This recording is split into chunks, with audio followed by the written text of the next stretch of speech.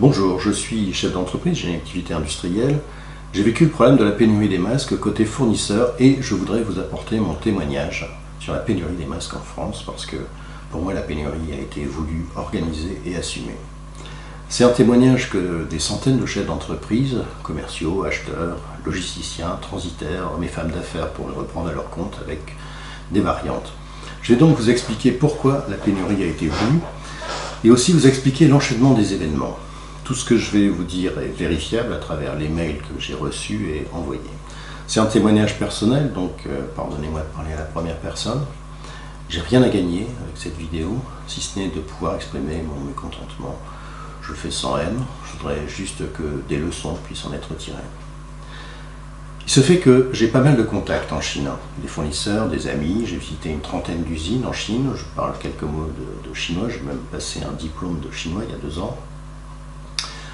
Fin janvier, parmi mes échanges matinaux avec des Chinois, un fonctionnaire responsable d'une cellule de crise à 50 km de Wuhan, chargé habituellement de la lutte contre la corruption, m'explique que c'est la catastrophe. Et il me dit, François, est-ce que tu peux faire le tour des producteurs français de masques et me proposer tout ce que tu trouves?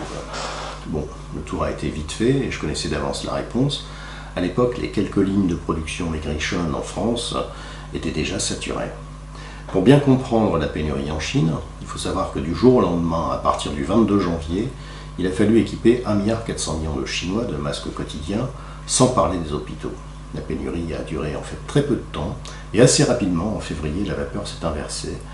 Et de nombreux contacts en Chine ont commencé à me dire « On ne comprend pas ce qui se passe chez vous en France, on voit des reportages, vous, des Français, vous vous ruez sur le papier hygiénique et personne n'achète de masques. » Et ces mêmes interlocuteurs ont commencé à me dire « mais si tu veux, on peut t'en trouver pour que tu puisses les importer en France ».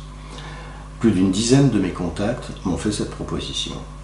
Je leur ai dit « bon, bah, ok, envoyez-moi des devis ». Au départ, comme je suis une petite structure, je suis parti sur l'idée de vendre 20 000 masques. Et pour tout vous dire, je crois que des centaines d'entreprises françaises qui ont des contacts en Chine, ou qui sont implantées là-bas, des milliers d'acheteurs commerciaux ont eu cette démarche de prospection. Et puis tout à coup, quasiment au moment où je recevais les devis, le 6 mars, un décret de réquisition signé du Premier ministre tombe, tous les masques sont réquisitionnés. Avec le recul et 30 000 morts plus tard, je crois que cette date du 6 mars 2020 est une date importante parce qu'elle a été très lourde de conséquences et elle a fait tout basculer. Marion, en 1515, c'était 12 000 morts. Donc évidemment, comme les masques, c'est pas mon métier de base, j'ai tout de suite refermé le dossier dès que j'ai eu connaissance de ce décret. Il faut bien comprendre ce que signifie une réquisition. Imaginez un instant que vous soyez boulanger, on vous annonce que tout votre pain va être réquisitionné pour la bonne cause. Par exemple, le maire de votre commune fait face à une famine, c'est un exemple, et il veut gérer la distribution du pain. Donc il vous dit, voilà, maintenant c'est moi qui m'occupe de la distribution, dans un souci de justice sociale pour que tout le monde puisse en avoir. Donc vous, boulanger, vous n'avez pas le choix. Vous dites, ok, et puis à la première livraison, vous dites, d'accord, mais qu'est-ce qui me paye? Parce que j'ai des fournisseurs à payer. Et là, on vous fait une réponse évasive.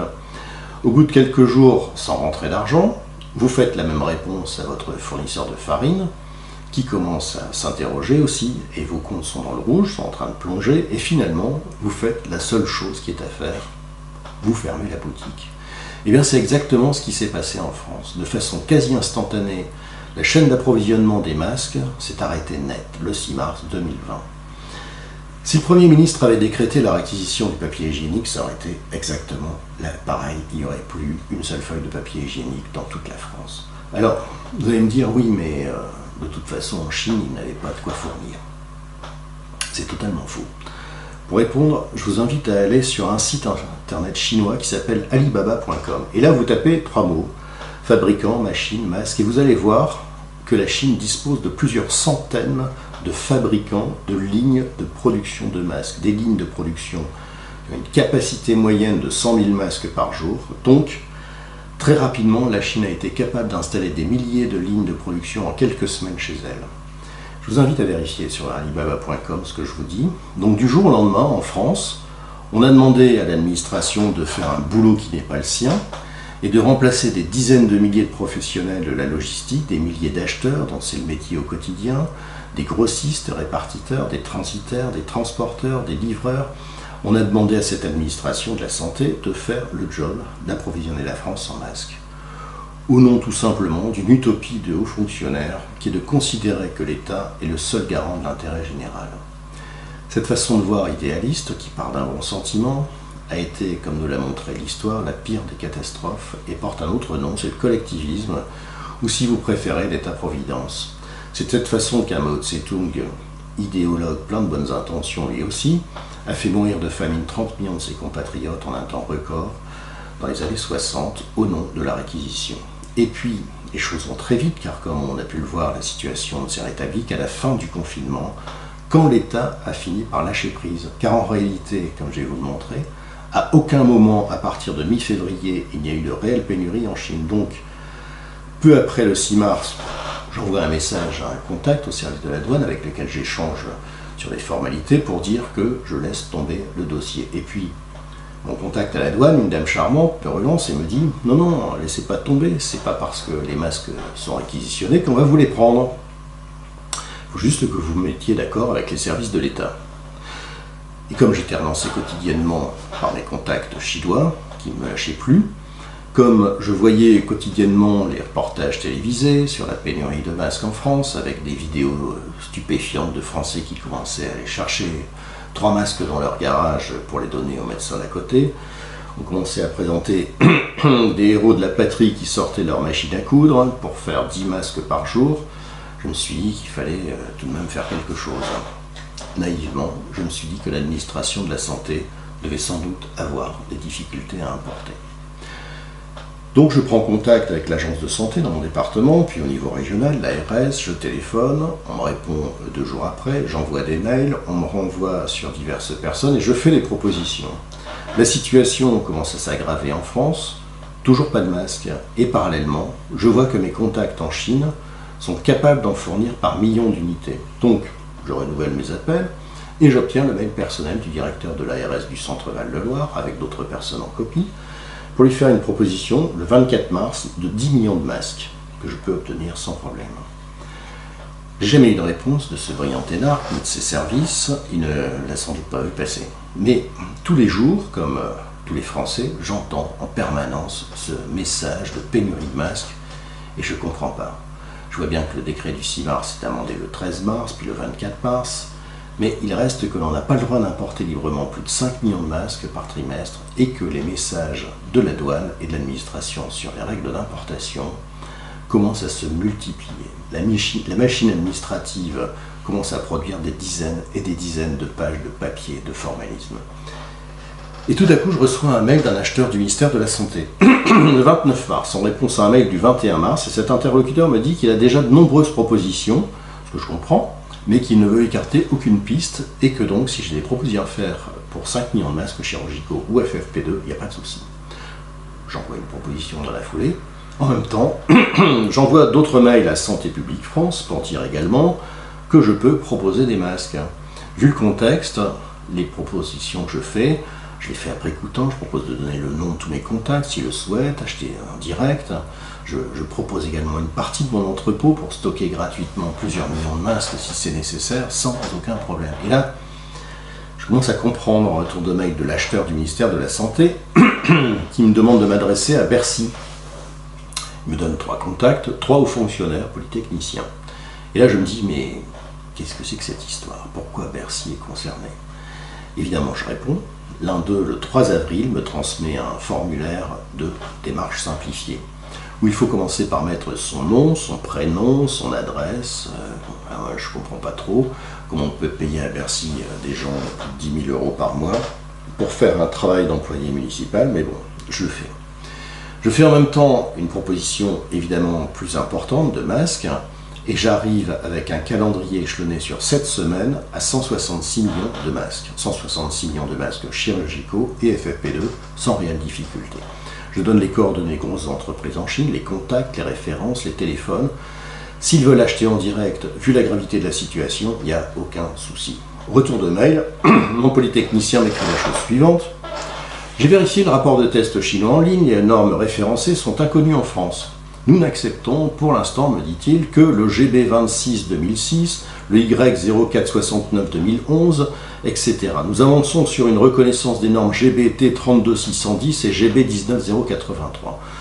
Nous sommes le 10 avril et je me dis que le type se paye ma tête. Soit on va tous mourir en respectant les normes, soit plus probablement, il a déjà tous ses fournisseurs de référencés, des Bolloré, des L'Oréal, etc. Et les masques vont arriver rapidement. Donc, à nouveau, je laisse tomber. Le problème, c'est que les masques n'arrivent pas massivement. Et mes contacts en Chine me disent, on ne comprend pas, tu nous as demandé des devis, on s'est lancé sur ce business, et maintenant on en vend dans différents pays d'Europe, et finalement, toi, tu n'achètes rien. Et c'est vrai, je les ai beaucoup sollicités. J'ai en tête encore une assistante commerciale chinoise enceinte jusqu'au cou, qui a fait 4 heures de route un samedi matin avec son mari, pour aller visiter, pour moi, une usine, et pour vérifier donc les capacités de production de cette usine. Au final, j'ai fini par répondre aux normes et exigences et j'ai obtenu le label d'importateur. Bon, très bien. Mais bon, franchement, je me suis méfié des autorités françaises et je pense que j'ai bien fait. L'histoire n'est pas tout à fait finie. Lorsque les grandes surfaces ont commencé leur approvisionnement, ce qu'elles auraient pu faire dès fin février, comme pour n'importe quel produit, et ce qu'elles auraient pu faire également, ce qu'auraient pu faire également les grossistes répartiteurs des pharmaciens, il y a eu des interviews, notamment celui du PDG de Carrefour, qui a dit très clairement qu'il avait fallu négocier avec Bercy pendant 5 semaines. Mais négocier quoi? Et même son de cloche du côté de chez Leclerc, où des acheteurs ont témoigné de longues difficultés administratives. Là, j'ai eu de nombreux témoignages de chefs d'entreprise, hommes d'affaires, distributeurs de dispositifs médicaux. Je vais vous en citer un, celui d'un homme d'affaires qui parcourt le monde et qui s'est retrouvé confiné à Paris pendant le Covid-19. Il a vendu depuis Paris, avec son téléphone et son ordinateur, des centaines de millions de masques dans le monde. Mais il y a un pays, quasiment un seul, où il n'en a vendu aucun, c'est la France. Et c'est pour ça que je dis que la pénurie de masques a été voulue en France, organisée et assumée. L'État a voulu tout faire, et s'y est ajouté une volonté affichée de vouloir produire français, alors sauf qu'on ne développe pas une industrie en quelques semaines, après l'avoir fait mourir pendant 40 ans, c'est pas forcément compliqué de rapatrier l'industrie en France, mais ça se fait pas avec des coups de menton. Cette pénurie de masques a eu des conséquences, vous le savez, très lourdes, sur le confinement, sur les hospitalisations, sur le nombre de décès, sur l'activité économique. Encore une fois, j'accuse personne, parce que c'est une vision idéologique de l'État-providence que les Français ont choisie.